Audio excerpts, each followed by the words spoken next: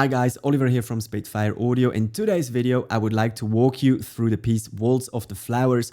Unfortunately not by me, but by Tchaikovsky. Waltz of the Flowers is part of the famous ballet, The Nutcracker, which premiered 1892. So a very old but still one of the most famous pieces of classical music. I've taken 1 minute, you will recognize the piece, and I've put it into our Discover, Core and Pro version, and I'll explain you a little bit what the strengths are of each of these versions, a little bit how the mode switching works, and then we're just going to look at the timbres and combinations of instruments Tchaikovsky used. I said mock-up, which is a little bit an outdated term because it means creating a copy of something to show to someone how it's going to sound later on with the real thing. And back in the day in our industry, samples would literally replace real players. And you would put that sampled music onto, let's say, a film, and the director would require changes or taking away sections, etc. So you would mock up to show how it's going to sound once it will be recorded. So enough talking, I'm just going to play you this piece in the Discover version, and then we're going to take a closer look.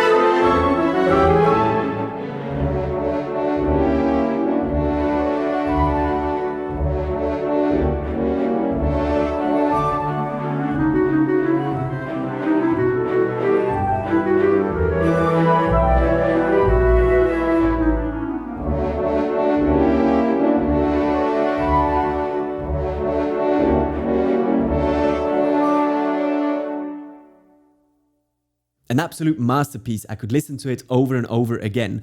Before we start diving into the MIDI and instruments, something very important if you create a mock-up like this, you've got to create a tempo map, because if everything is the same tempo, it does not sound really realistic. Imagine back in 1892, as I just mentioned, when it was premiered, it was a conductor or just a group of people playing together and finding the tempo. So it was human and it was moving. Here I was drawing it, so in certain sections I was slowing down, then speeding up, etc.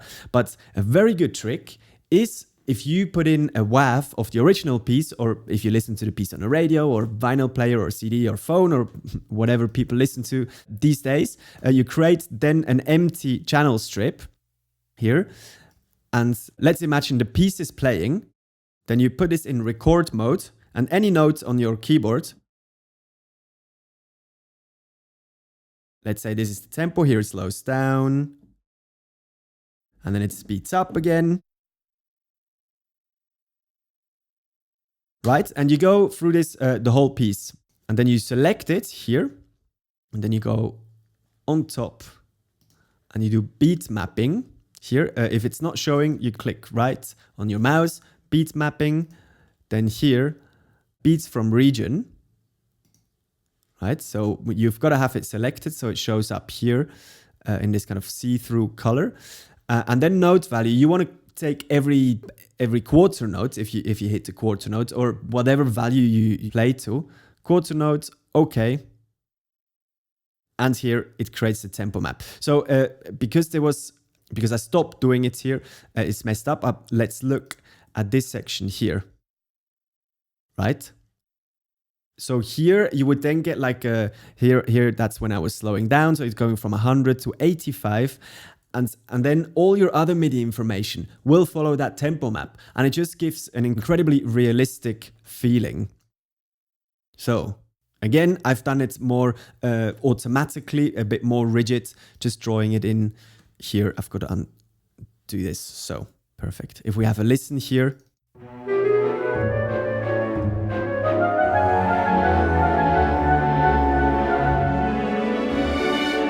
speeding it up again. Also, you've always got to write in favor of the library. That's something very important. So bear in mind, it's still virtual instruments. Of course, they are absolutely fantastic, but you've got to listen out to the strengths of each library. So something important that you don't have in Discover are the legatos. So these are recorded transitions from one note to the next. And here you literally just have longs. So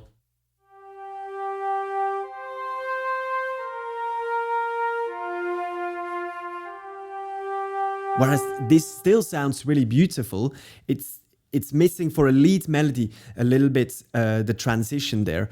And here, for example, is a very fast passage. So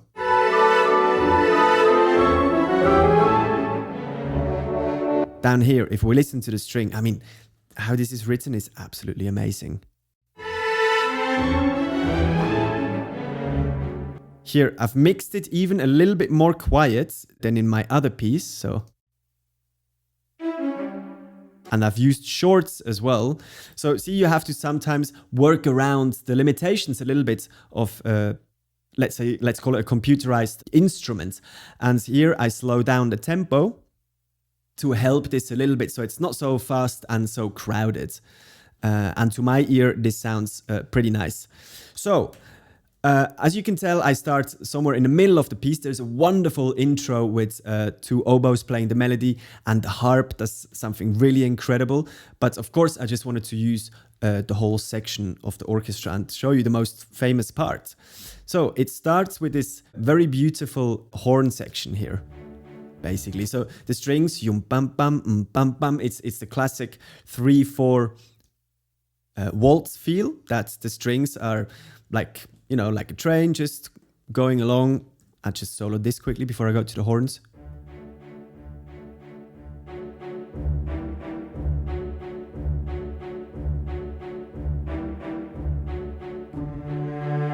Cello comes in.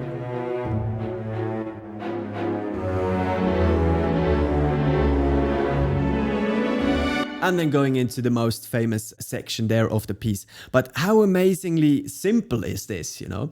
Just going down here semitone by semitone on the bass, on the cello, and here just, you know, keeping it on D major, keeping it together, keeping it going, the waltz feeling. And this is pretty, I'd say, simple to do with the samples, especially here, Discover as well. Not really any legatos needed, the shorts sounding really beautiful.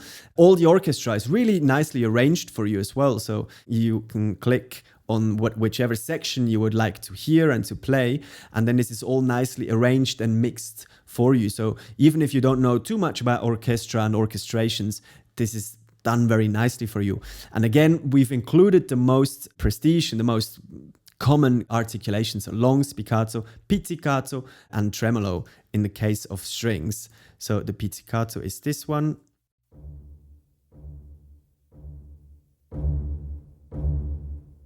Just a really beautiful plucked sound. I love the sound of the double bass there.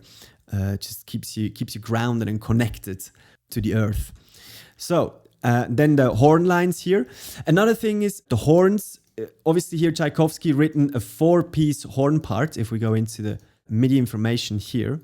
So it's 4 horns, but it's 3 parts. And in the Discover, you have the horn section. So basically, I'm multiplying the horns. You know, if there's 3 horns recorded times 3, then that's actually 9 horns. So let me just check. Here, horns at 4, so it's 4 horns together. And the workaround is just you got to play with the dynamic a little bit, take it down just a touch to make it fit against the strings, for example. And again, here I'm switching articulations. I know some of you use expression maps or key switching. I like to have different articulations on different tracks because I like to send different amounts of reverbs. And also if I share sessions, it just keeps it much clearer in my opinion.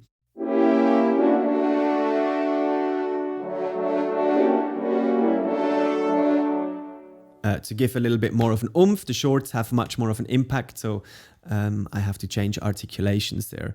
As well, the modulation here and the dynamics, just to give life into the performance. Always make sure that you keep it realistic as well. I mean, a string player can start pretty much from nothing.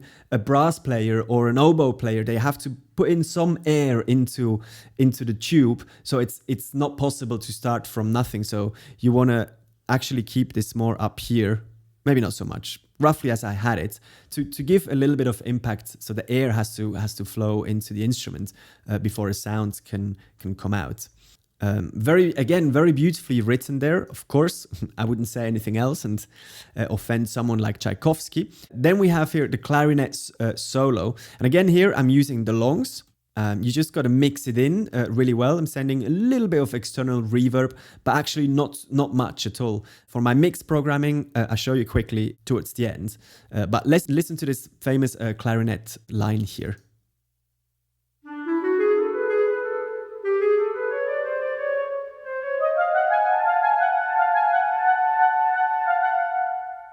Absolutely amazing. And then kind of a counter melody of the strings there coming in and building up to this most famous section.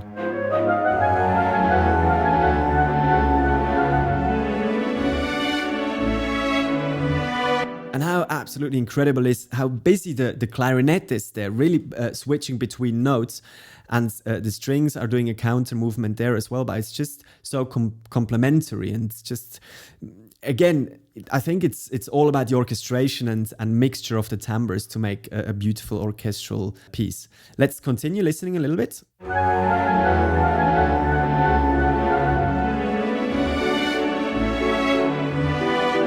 So what's happening here? So the strings leave their umpapa kind of movement, and the horns are going to take this over. Bass trombone coming in.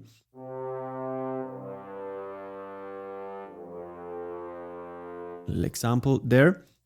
Again, section sound, so it's two together. In the original piece, I believe it's only one bass trombone and a tenor trombone and a tuba. But again, you just got to work around. You got to change the dynamics a little bit, and always listen to an original recording and do A/B, so you can really hear again not only the tempo but the dynamics of the piece. So we have here the umpa kind of feel.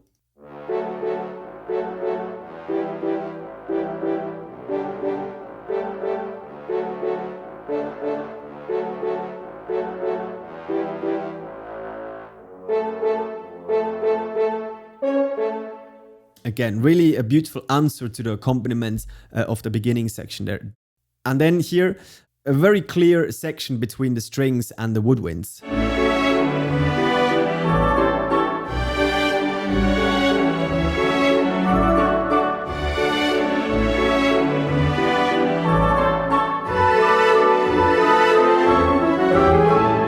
And here again, just absolutely fantastic. Some of the woods are doubling up with the strings and others take over the umpapa feeling. I keep calling it umpapa. I should probably call it the waltz feeling to make it sound a bit more proper. But you get my idea anyways. Let's have a quick listen with everything together. Unmute those.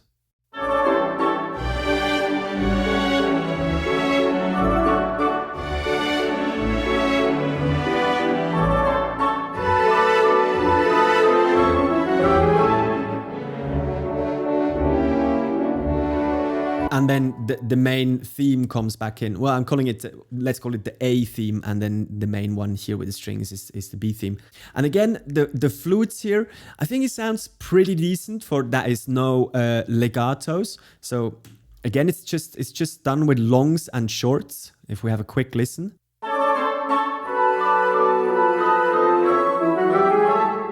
One more time.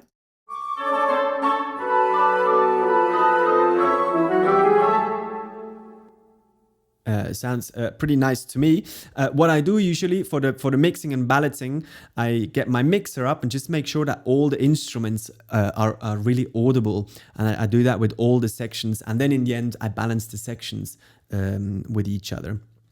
Let's continue.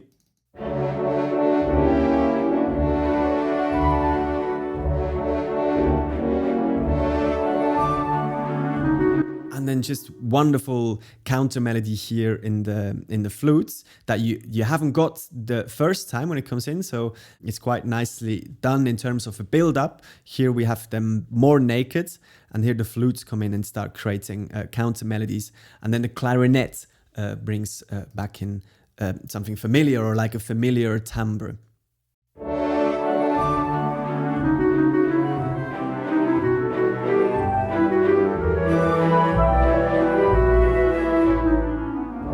So you have basically is the re-intro from what we had here. So you have the waltz feeling here in the strings, the clarinet playing the lead melody on top, and just a couple of flutes playing answers to that clarinet. So in reality, if you think about it, you just have one element, which is the waltz element, the umpa element of the strings, the brass having a break there, and then you just have one clarinet on top with a couple of flutes.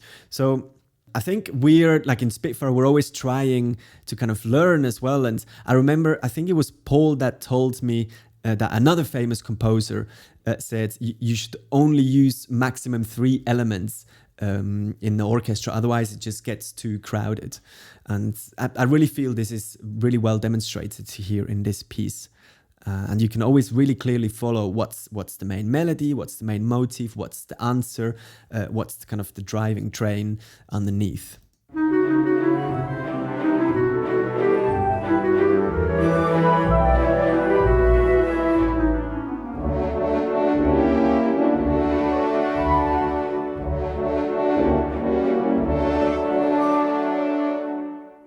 And then the piece will be taken into a next section where percussion, etc. comes in. If you don't know the piece, please go and have a listen. It's just magnificent. Right.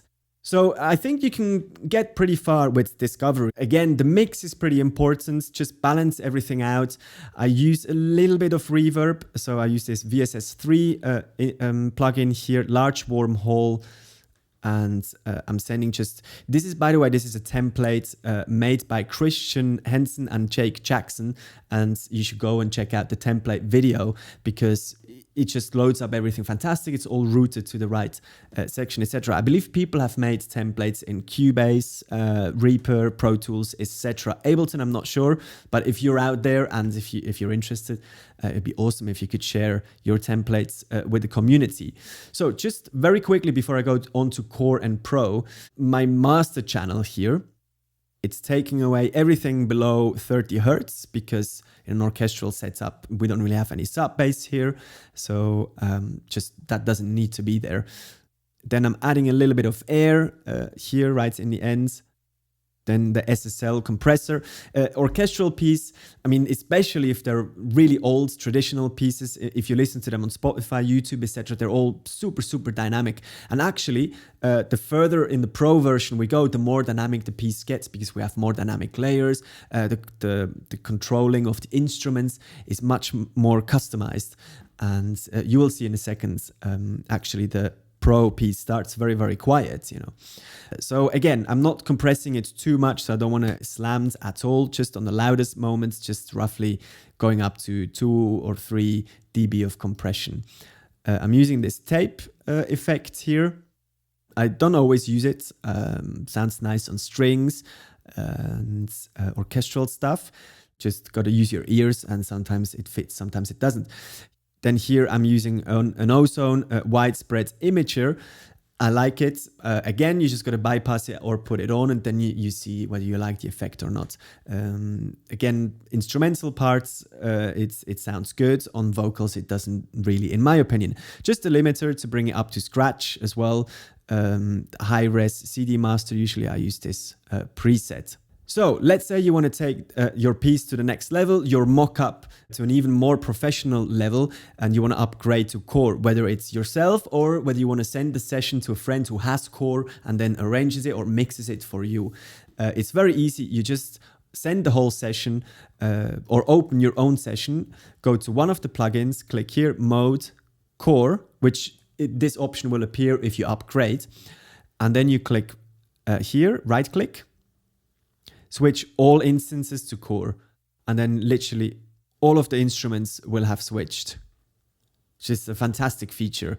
So once you've switched all your instances, what you then want to do is go into your piece again and tweak everything to make it sound that little bit better. So now we're in core, we have extra instruments, we have extra articulations. See, so I've loaded here the first violins here, and you get longs, consort, flautando. You just have more professional articulations, or what can I say, all the professional articulations.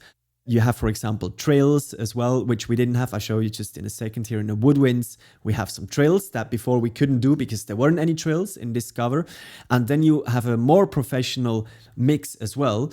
And what you have more in Pro, which I'll get to in a second, are just loads of mixes and opportunities so you can really customize your sound and make it sound as realistic as possible. So then you go through the whole piece and do these tweaks as mentioned. So for example, if you change to legato, you will have to do these transitions, prolong them a little bit, because that's how the legato information will be triggered, by overlapping the MIDI information. You want to probably change a little bit the mix as well, because as said, in the core version, you get individual instruments, and it will become much more realistic, because instead of having kind of these four together playing, or have like 3 times the 4, you can have each line on a single horn. You can program them slightly differently, change the automation and the modulation. So here I would, for example, change it to horn, legato as well, because here we have some legato patches.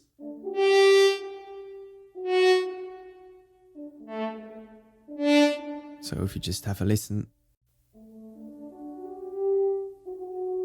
And as said, so there's more dynamic layers, so the horn can actually play much softer on the core rather than in Discovery, where it has always a little bit the raspiness, and you can play much more with the dynamics.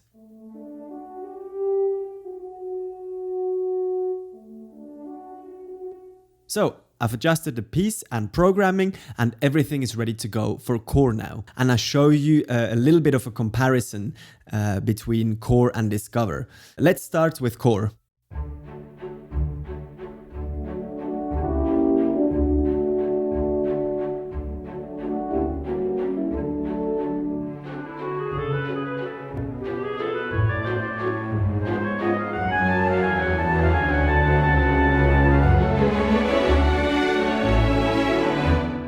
It already sounds much more like a real orchestra. If we go back to the Discover version here, have a listen to the clarinet where there isn't any legatos.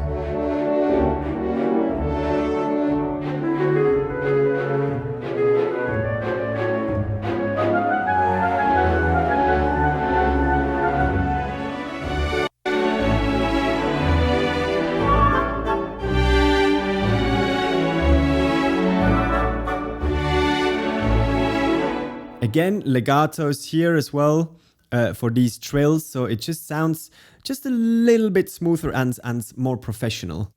But as you can see, I mean, the arrangement is pretty much the same. I haven't really added any more instruments. I'm still doing this trick with the shorts, here with the horns as well, with the strings. Of course, the legato here make a big difference. And other than that, there's not much more apart from, actually here the trill. So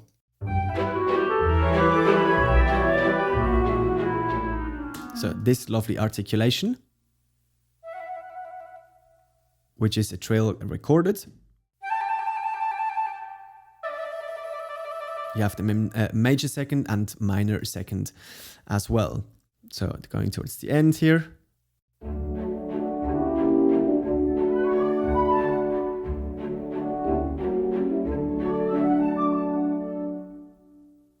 And again, all of these counter lines there just prolonged the MIDI information there, and the legato patch is being triggered. Right, going up one more instance, BBCSO Pro. So here we are. Welcome to the professional level. I'll just play a little bit and then switch between the sections so you can hear the differences.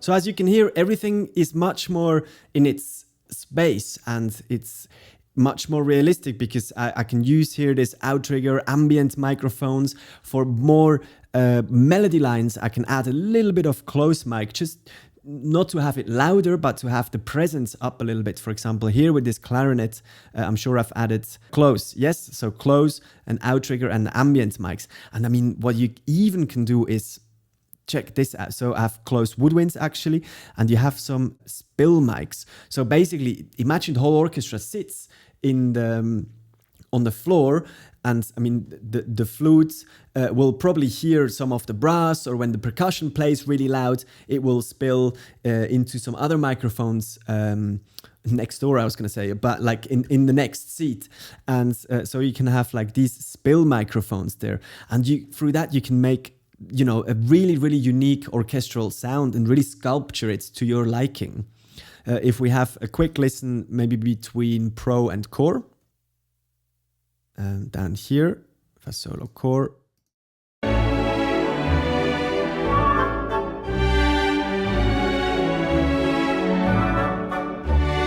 And then the same section on pro.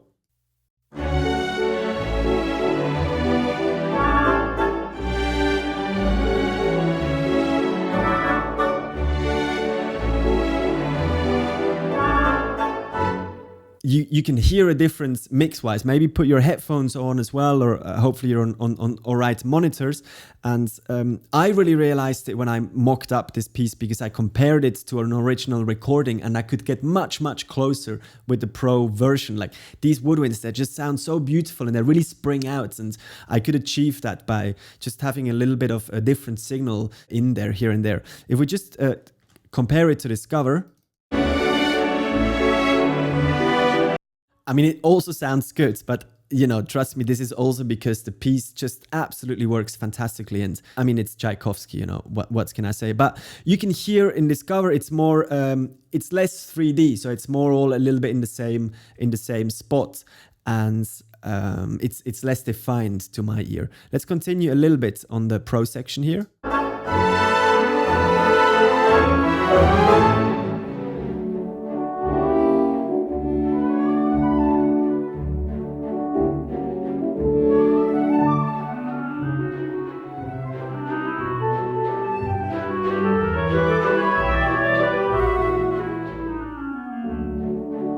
Amazing, like the dynamics I can achieve with this version that maybe I couldn't have achieved with the Discover version. Let's just have a quick listen here.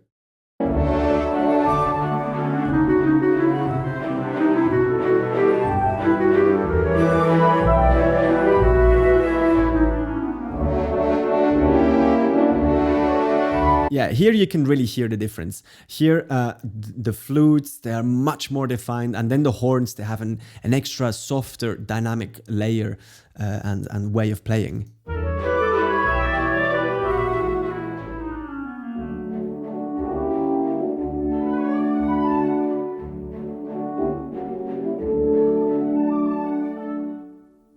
Cool, then just quickly on the modulation and expression side here, I have this modulated, so when there is a legato transition recorded, you modulate it much more in bows. So the individual transitions, they're all recorded for you. So you just want it to sit right within the composition and balance it out within the other instruments, and thinking like arches rather than in individual short notes. So like here, you know, this phrase comes up a little bit, and then here as well. So I have this phrase.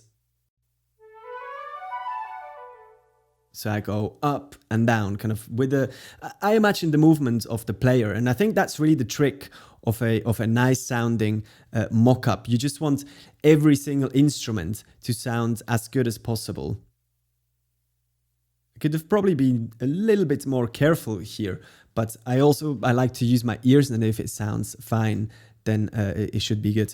Again, like trills here, we have the same as in core.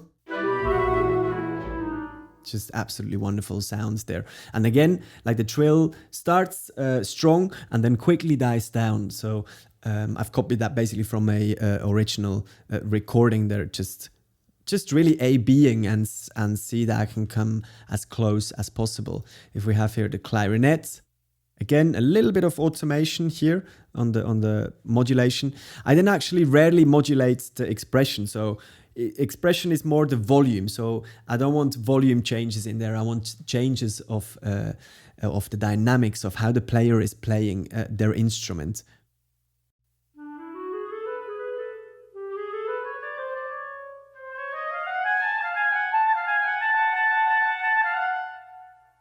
So that's enough, just very subtle as well. And I do the same with the horns. All the horn lines are a little bit, just a tiny bit differently automated.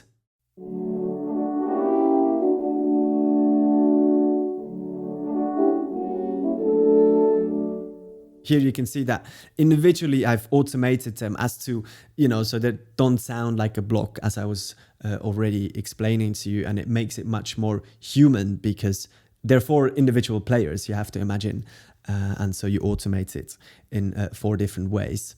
Right.